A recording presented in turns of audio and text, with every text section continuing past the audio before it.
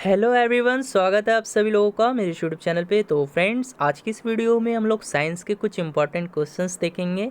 यानी previous test जो आप लोगों का हुआ था उसमें साइंस के जितने भी क्वेश्चंस थे, तो आज की इस वीडियो में हम लोग उन्हीं साइंस के क्वेश्चंस के बारे में डिस्कस करेंगे। ओके, तो वीडियो जो है वो अंत तक देखना है। और यदि आप लोग इस चैनल पे नए हो, पहली बार हो, तो इस चैनल को सब्सक्राइब कर लो और बेल आइकन को प्रेस कर लो, ताकि आगे चलकर आपको और भी ज़्यादा एजुकेशनल वीडियो देखने को मिले। ओके, तो देखिए गाइस, पहला क्वेश्चन है यहाँ से, हीरे के चमकने का प्रमुख कारण है। तो बताओ, हीरे के चमकने का प्रमुख कारण जो है वो क्या है? परावर्तन है, विसरण है, या पूर्ण आंतरिक परावर्तन है, या विवर्तन है? तो जल्दी से राइट आंसर दो। मैं देखना चाहता हूँ कि कितने लोगों का टेस्ट में, यानी जो आप लोगों ने टेस्ट दिया था, तो कितने लोग करेक्ट आंसर दिए थे। तो जल्दी से इसका राइट आंसर बताओ आप कमेंट में। तो जी हाँ, इसका राइट आंसर क्या हो जाएगा? Option C, very good. यानी पूर्ण आंतरिक परावर्तन के कारण हीरे में चमक दिखाई देती है। ओके, तो आप लोग याद रखना, हीरा जो है, ठीक है, ये कार्बन का शुद्धतम रूप होता है। ठीक है, हीरा कार्बन का शुद्धतम रूप होता है। और एक क्वेश्चन और भी पूछ लेता है गाइज, कार्बन के दो अवरूप कौन कौन से हैं? तो सबको मालूम होना चाहिए, कार्बन के दो अवरूप जो हैं वो कौन कौन से होते हैं? तो हीरा और ग्रेफाइट। ठीक है, और जिसमें से हीरा जो है वो कार्बन का शुद्धतम रूप होता है, और ये प्राकृतिक में पाए जाने वाला सबसे कठोर पदार्थों में से एक है। ठीक है, तो आप लोग जो है इसको नोट कर लेना। और एक क्वेश्चन और पूछ लेता है, मृग तृष्णा। मृग तृष्णा बनने का कारण क्या है? तो जल्दी से बताओ, मृग तृष्णा बनने का कारण क्या है? जल्दी से बताओ, मृग तृष्णा बनने का कारण है। तो जी हाँ, मृग तृष्णा बनने का कारण क्या है? पूर्ण आंतरिक परावर्तन। ठीक है, यानी मृग तृष्णा भी बनने का कारण क्या है? पूर्ण आंतरिक परावर्तन। और हीरे का चमक भी जो होता है वो पूर्ण आंतरिक परावर्तन के कारण दिखाई देता है। फाइन। और एक तो क्वेश्चन आप लोग यहाँ से और जान लो, पूछ लेता है कि समुद्र के पानी का रंग नीला क्यों होता है? तो बताओ, समुद्र के पानी का रंग जो है नीला क्यों होता है? चलो ऑप्शन दे देता हूँ, प्रकाश के अपवर्तन के कारण। ठीक है, जल्दी से बताना, प्रकाश के अपवर्तन के कारण या प्रकाश के प्रकीर्णन के कारण? जल्दी से बताओ, समुद्र का जल जो है वो नीला क्यों दिखाई देता है? अपवर्तन के कारण, प्रकाश के अपवर्तन के कारण, या प्रकाश के प्रकीर्णन के कारण? तो जी हाँ, प्रकाश के प्रकीर्णन के कारण जो है समुद्र का जल नीला दिखाई देता है। ठीक है, तो ऐसा क्यों होता है गाइस? देखो, जब प्रकाश किसी ऐसे माध्यम से गुजरता है जिसमें धूल तथा अन्य पदार्थों अत्यंत सूक्ष्म कण होते हैं, तो इसके द्वारा जो है प्रकाश सभी दिशाओं में प्रसारित हो जाता है। और इससे ये घटना, यानी प्रकाश प्रकीर्णन की घटना घटित होती है, जिसके कारण समुद्र का जल जो है वो नीला दिखाई प्रतीत होता है। फाइन, समझ में आ गया होगा। और एक क्वेश्चन पूछ लेता है, तारे तारे क्यों टिमटिमाते हैं? बहुत ही इजी क्वेश्चन है, आई थिंक सबको पता होना चाहिए ये, कि तारे क्यों टिमटिमाते हैं। तो जी हाँ, तारे प्रकाश के अपवर्तन के कारण टिमटिमाते हैं। ठीक है, चलिए बढ़ते हैं नेक्स्ट क्वेश्चन की तरफ गाइज। नेक्स्ट क्वेश्चन है गाइज यहाँ से, ताप बढ़ने से चालकों का प्रतिरोध क्या होता है? वही रहता है, बढ़ता है, घटता है? पहले घटता है फिर बढ़ता है। तो जल्दी से राइट आंसर करो सब। ताप बढ़ने से चालकों का प्रतिरोध क्या होता है? तो जी हाँ, इसका राइट आंसर क्या हो जाएगा? Option B. यदि ताप बढ़ेगा तो चालक का प्रतिरोध भी बढ़ेगा। ठीक है, तो आप लोग इसको इस तरह याद कर लो, जो किसी भी चालक का जो प्रतिरोध होता है उसके टेम्परेचर यानी ताप पर निर्भर करता है। ठीक है, तो ताप बढ़ने पर चालक का प्रतिरोध क्या होता है गाइस? तो बढ़ता है। फाइन, तो ऑप्शन बी जो है आपका राइट आंसर हो जाएगा। बढ़ते हैं नेक्स्ट क्वेश्चन की तरफ। अच्छा, एक क्वेश्चन यहाँ से प्रतिरोध के बारे में पूछ लेता है, प्रतिरोध का ऐसा ही मात्रक क्या है? तो आई थिंक मैं बहुत बार रिपीट कर चुका हूँ। ठीक है, तो प्रतिरोध का मात्रक क्या होता है? तो ओम होता है। ठीक है, और प्रतिरोधकता का पूछ ले तो ओम मीटर हो जाएगा। फाइन, बढ़ते हैं नेक्स्ट क्वेश्चन की तरफ। तो गाइज नेक्स्ट क्वेश्चन है यहाँ से, किसी आदर्श वोल्ट मीटर का प्रतिरोध होता है?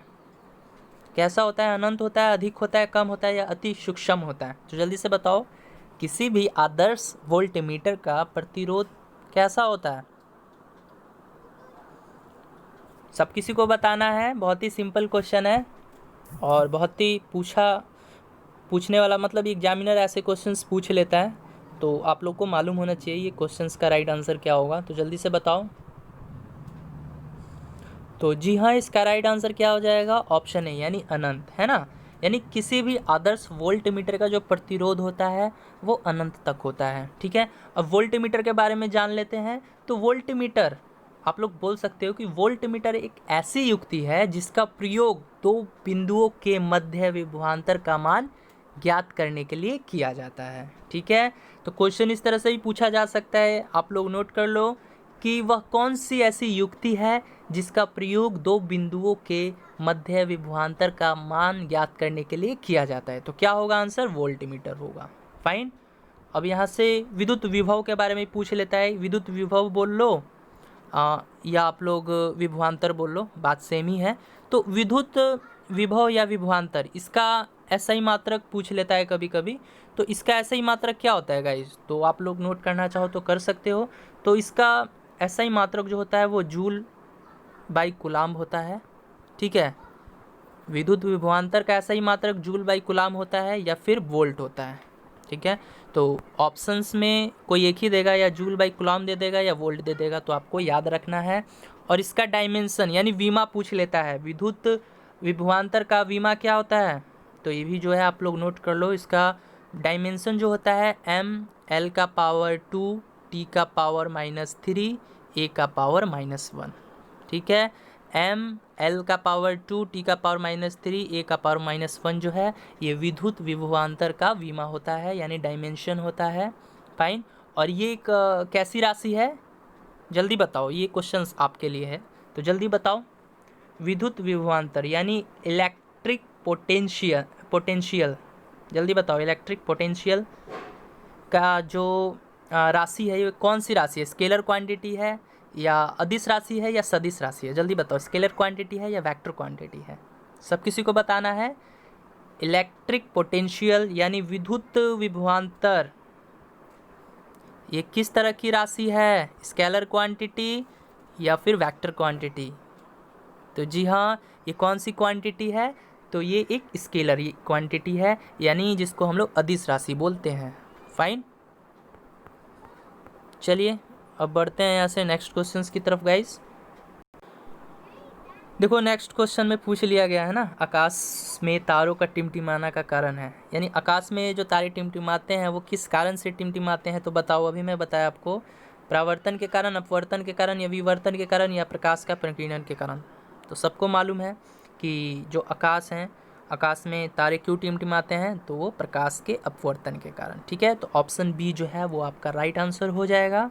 ठीक है, और प्रकाश का वेग सर्वप्रथम किसने मापा था? ये मैं बहुत बार बता चुका हूँ आपको, तो जल्दी से एक बार फिर से बता दो। प्रकाश का वेग सर्वप्रथम किसने मापा था? प्रकाश का वेग सर्वप्रथम किसने मापा था? तो जी हाँ, किसने मापा था? रोमर ने। ठीक है, ओके, ऐसे क्वेश्चंस पूछ लिए जाते हैं। बढ़ते हैं नेक्स्ट क्वेश्चंस की तरफ। नेक्स्ट क्वेश्चन है, बंद कमरे में चालू फ्रिज का दरवाज़ा खुला छोड़ दे तो क्या होगा? कमरा थोड़ा सा ठंडा हो जाएगा, कमरा थोड़ा सा गर्म हो जाएगा, या कोई प्रभाव नहीं पड़ेगा, या कमरा फ्रिज की तरह ठंडा हो जाएगा? तो जल्दी से इसका राइट आंसर करो सब कोई। यानी क्वेश्चन में बोला ये गया है कि बंद कमरे में यदि हम लोग फ्रिज का दरवाज़ा खोल दें तो क्या होगा? जल्दी से राइट आंसर करो सब कोई। तो जी हाँ, इसका राइट आंसर क्या हो जाएगा? ऑप्शन बी, यानी कमरा थोड़ा सा गर्म हो जाएगा, है ना। तो ऑप्शन बी जो है आपका राइट आंसर हो जाएगा। और एक क्वेश्चन और पूछ लेता है कि रेफ्रिजरेटर, है ना, रेफ्रिजरेटर में प्रशीतक के रूप में किस गैस का प्रयोग किया जाता है?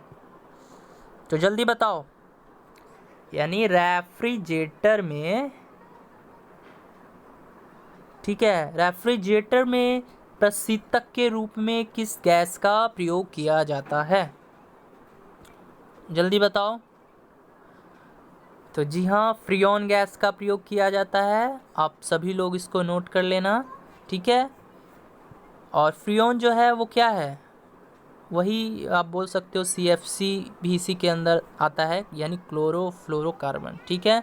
तो आप लोग कंफ्यूज मत होना, फ्रियोन दे देगा नहीं तो CFC दे देगा, यानी क्लोरोफ्लोरोकार्बन। ओके, बढ़ते हैं नेक्स्ट क्वेश्चंस की तरफ। ओके गाइज, नेक्स्ट क्वेश्चन है हम लोग का, जेट इंजन कार्य करता है तो किस सिद्धांत पर कार्य करता है जी। तो चलिए देख लेते हैं।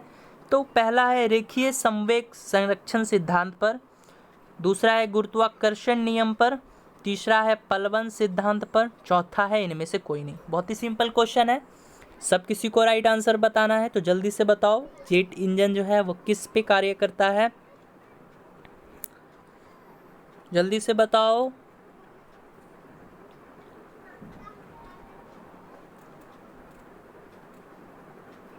तो जी हाँ, इसका राइट आंसर ऑप्शन ए हो जाएगा, यानी रेखीय संवेग संरक्षण सिद्धांत पर जो है जेट इंजन कार्य करता है, ठीक है। और कभी कभी ऑप्शन में ये ना देकर आपको ये दे देगा, ठीक है, क्या दे देगा, न्यूटन के गति का तृतीय नियम, तो वो भी जो है आपका करेक्ट आंसर हो जाएगा। यानी जो रेखीय संवेग संरक्षण सिद्धांत है ये किसके बराबर होता है जी, तो ये न्यूटन के गति के तृतीय नियम के बराबर होता है, ठीक है। न्यूटन के गति के तृतीय नियम के बराबर होता है कौन सा, रेखीय संवेग संरक्षण, ठीक है। तो इन दोनों में से एक आपको आंसर दे देगा, आप कंफ्यूज मत होना, दोनों नहीं देगा, ठीक है, कोई एक ही दे देगा तो आपका आंसर वही हो जाएगा, ठीक है। यानी रॉकेट जो है वो न्यूटन के गति के तृतीय नियम पर भी कार्य करता है, ठीक है, तृतीय नियम पर कार्य करता है। और इसी नियम के अनुसार जो है प्रत्येक क्रिया की सदैव बराबर एवं विपरीत दिशा में प्रतिक्रिया होती है। न्यूटन का थर्ड लॉ क्या कहता है कि प्रत्येक क्रिया की सदैव बराबर एवं विपरीत दिशा में प्रतिक्रिया होती है, और इसी सिद्धांत पर रॉकेट हो गया या जेट इंजन हो गया, ये सब क्या करते हैं, वर्क करते हैं, ठीक है। तो कभी कभी ऑप्शन में रेखीय संवेग संरक्षण ना देकर आपको न्यूटन के गति का तृतीय नियम भी दे देगा, तो आप लोग कंफ्यूज मत होना, आंसर ये भी सही हो जाएगा, फाइन, ठीक है। बढ़ते हैं नेक्स्ट क्वेश्चंस की तरफ। ओके गाइज, नेक्स्ट क्वेश्चन है, यहाँ से पूछा ये गया है, निम्नलिखित में से किन की विमाएँ समान हैं। डायमेंशन के बारे में पूछा है कि किन की डायमेंशन जो है वो इक्वली हैं, तो बताना है। चलिए बताइए, कार्य एवं ऊर्जा, दूसरा है बल एवं संवेग, तीसरा है संवेग एवं गुरुत्वीय स्थितिज ऊर्जा, तीसरा है प्लांक नियतांक यानी प्लैंक कांस्टेंट एवं शक्ति। तो जल्दी बताओ क्या होगा इसका राइट आंसर।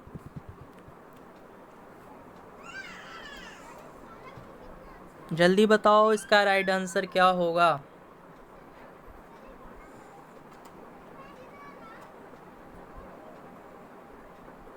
तो जी हाँ, इसका राइट आंसर ऑप्शन ए हो जाएगा, यानी कार्य एवं ऊर्जा की जो डायमेंशन होती है, जो विमाएँ होती हैं, वो क्या होती हैं, इक्वली होती हैं, ठीक है। मैं आपको बता भी चुका हूँ प्रीवियस वीडियो में, इसीलिए मैं बोलता हूँ कि मैं आपको जो भी वीडियो में क्वेश्चंस बता देता हूँ उनको आप रट जाइए। अभी आप रट गए होंगे तो ये क्वेश्चन आपसे बिल्कुल भी गलत नहीं होगा, क्योंकि मैं बताया था कि कार्य का जो डायमेंशन होता है, विमा होता है, क्या होता है, ml का पावर 2 t का पावर -2, ठीक है। और यही डायमेंशन जो है ऊर्जा का भी होता है, ठीक है। तो आप लोग कंफ्यूज मत होना, कार्य यानी वर्क का जो डायमेंशन होता है ये भी वही होता है, ऊर्जा का भी डायमेंशन जो है यही होता है, ठीक है। तो आप लोग कंफ्यूज मत होना। और अच्छा, एक चीज़ बताओ, कार्य का सही मात्रक क्या होता है, ठीक है, कार्य और ऊर्जा का सही मात्रक क्या होता है, जल्दी बताओ। तो जी हाँ, आप लोग हमेशा नोट करना, कार्य एवं ऊर्जा का जो SI मात्रक होता है वो क्या होता है, जल्दी बताओ। तो जी हाँ, जूल होता है, ठीक है, इसको याद कर लेना, कार्य एवं ऊर्जा का जो SI मात्रक होता है वो जूल होता है। अच्छा आप बताओ, तो बल यानी फोर्स का जो डायमेंशन होता है वो बताओ पहले मुझे, बल का जो डायमेंशन यानी विमा होता है वो क्या होता है, जल्दी बताओ, बल का डायमेंशन यानी बल का विमा क्या होता है, सब किसी को बताना है, सबको ही बताए, बल का जो विमा होता है, डायमेंशन होता है, वो क्या होता है। तो चलिए मैं बता देता हूँ, इसका जो डायमेंशन होगा ml का देखिए क्या होता है, 1 मिनट, m हो जाएगा इंटू में l और t का पावर -2, ठीक है। तो ये बल का जो है फिर मेरा बीमा होता है। और बल का ऐसा ही मात्रक क्या होता है, तो न्यूटन होता है, सबको मालूम है, ठीक है, तो कंफ्यूज मत होना। अब एक और पूछ लेते हैं, प्रेशर यानी दाब, दाब का ऐसा ही मात्रक क्या होता है, सबको मालूम है, पास्कल होता है, ठीक है। और दाब का भी बीमा आप लोग याद कर लो, पूछा जा सकता है, तो क्या होता है, m इंटू एल का पावर -1 और t का पावर -2, ठीक है, तो दाब भी पूछा जा सकता है। और एक लास्ट है संवेग, ठीक है, तो संवेग का भी पूछ लेता है कभी कभी, तो इसका भी याद रखना। संवेग का जो बीमा होता है वो होता है m इंटू एल का पावर m/l और t का पावर -1 होता है, ठीक है। और संवेग का अगर मैं ऐसा ही मात्रा का बात करूँ तो kg मीटर बाई सेकेंड होता है, ठीक है, यानी संवेग का जो ऐसा ही मात्रक होता है वो क्या होता है, kg metre by second. Fine, I hope आप लोग को समझ में आ गया होगा। जिनको समझ में नहीं आया वो फिर से वीडियो को रिपीट कर लेना और इन चीज़ों को नोट कर लेना। ओके, बढ़ते हैं नेक्स्ट क्वेश्चंस की तरफ। ओके गाइज, नेक्स्ट क्वेश्चन है यहाँ से, चुंबकीय फ्लक्स यानी मैग्नेटिक फ्लक्स की इकाई क्या है, जल्दी से बताओ। वेबर है, टेस्ला है, हेनरी है या कूलम्ब है, तो जल्दी से सब किसी को आंसर बताना है। मैग्नेटिक फ्लक्स की इकाई क्या होती है, जल्दी से बताओ। मैग्नेटिक फ्लक्स की इकाई जो है यानी यूनिट है वो क्या होती है, तो जी हाँ, इसका राइट आंसर क्या हो जाएगा, ऑप्शन ए यानी वेबर, है ना। मैग्नेटिक फ्लक्स की जो यूनिट होती है, एसआई यूनिट, वो वेबर होती है। और टेस्ला भी यूनिट जो है वो किसकी है, पहले आप बताओ। Tesla is the SI unit of which, जल्दी बताओ। तो जी ये टेस्ला एसआई यूनिट है, किसकी है, मैग्नेटिक फील्ड, है ना, मैग्नेटिक फील्ड की। यहाँ से क्वेश्चन इस तरह भी पूछा जा सकता है कि चुंबकीय क्षेत्र, चुंबकीय क्षेत्र की जो इकाई है वो क्या है, तो वो टेस्ला है ना। और हेनरी जो है ये भी एसआई यूनिट है, किसकी है, तो ये है प्रेरक तव, ठीक है। प्रेरक तव की इकाई क्या है पूछा जा सकता है, तो आप लोग इसको नोट कर लो। प्रेरक तव की जो इकाई है वो क्या है, हेनरी है ना, यानी इंडक्टेंस, इंडक्टेंस ही बोलते हैं ना, हाँ इंडक्टेंस, ठीक है, तो इसको नोट कर लेना। और लास्ट जो है कूलम्ब, कूलम्ब भी जो है वो क्या है, इकाई है, एसआई यूनिट है, किसकी है, तो ये है विद्युत आवेश, है ना। तो विद्युत आवेश की इकाई पूछा जा सकता है, तो आप लोग नोट करके रखना। विद्युत आवेश की जो एसआई यूनिट है वो क्या होती है, कूलम्ब होती है, ठीक है।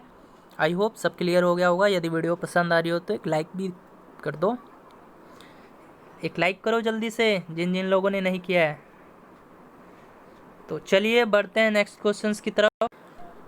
गाइज नेक्स्ट क्वेश्चन है, सूर्य की ऊर्जा किस पर आधारित है, बताओ। नाभिकीय विखंडन पे, नाभिकीय संलयन पे, या दोनों पर, या किसी पर नहीं, तो जल्दी से बताओ इसका राइट आंसर,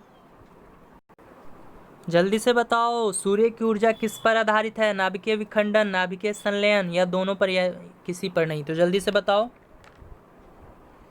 तो जी हाँ, इसका राइट आंसर क्या हो जाएगा, ऑप्शन बी, यानी नाभिकीय संलयन पर जो है सूर्य की ऊर्जा आधारित है।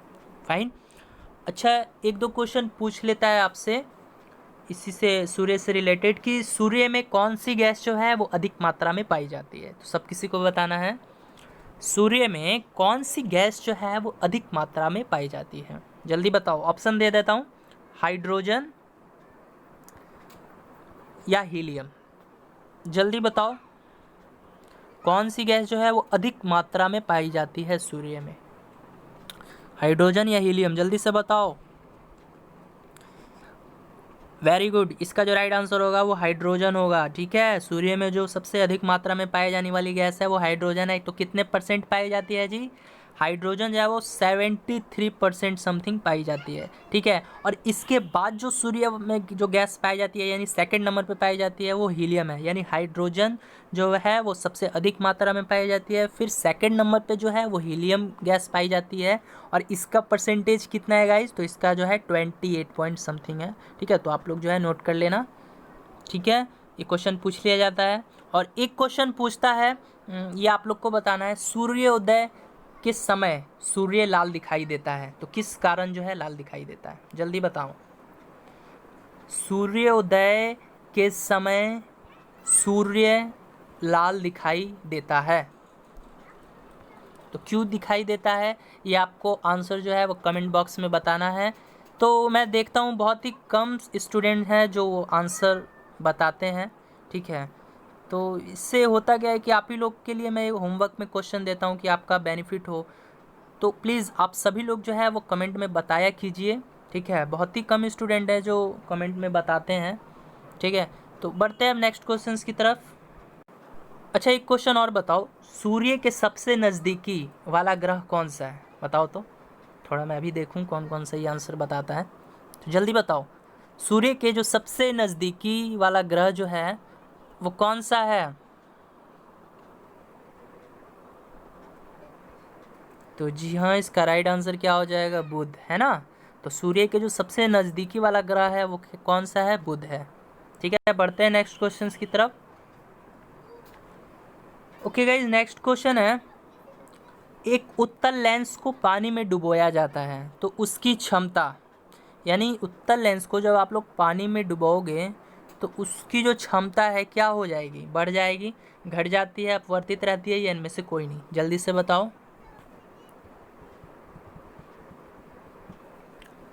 जल्दी बताओ। एक उत्तल लेंस को पानी में डुबोया जाता है तो उसकी जो क्षमता है वो क्या हो जाती है? तो जी हाँ, इसका राइट आंसर क्या हो जाएगा? ऑप्शन बी, यानी घट जाती है। ओके, और इससे रिलेटेड कुछ क्वेश्चंस पूछ लेता है। क्वेश्चन ये पूछ लिया जाता है कि निकट दृष्टि दोष दूर करने के लिए किस लेंस का प्रयोग करते हैं? निकट दृष्टि दोष दूर करने के लिए किस लेंस का प्रयोग करते हैं? जल्दी से सबको ही बताओ।